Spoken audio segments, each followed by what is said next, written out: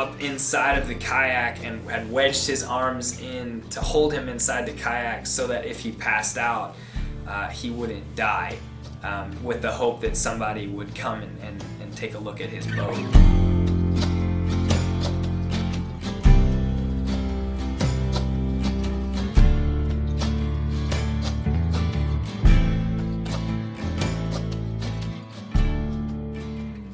We got a call from the station saying that there was a report of an overturned kayak.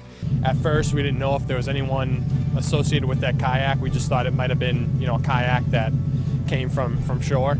But as we responded to the call and pulled up to the kayak, we noticed that there was somebody in the water. I saw something black that looked like it might have been a wetsuit or a spray skirt from a kayak just kind of floating. And it just didn't feel right. And we got up alongside and I threw my head over and I looked down and I just saw a person who was barely conscious. And at that point, it immediately went from just something simple and routine to a life or death situation. Once we made it to the kayaker, it was very time sensitive and we had to get him on board as quickly as possible on the shore to be transported to the hospital.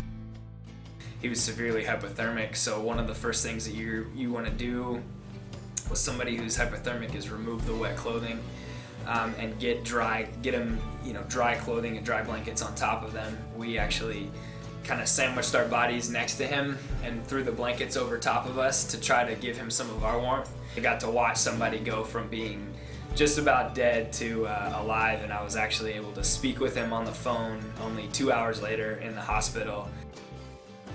You want to have on at least some kind of a wetsuit or a dry suit, even if it's just a coat with a spray skirt or something, because if you do go into that water, the first thing that's going to happen is all that blood in your extremities is going to rush straight to your core, which means that you're not going to have the ability to swim like you normally would.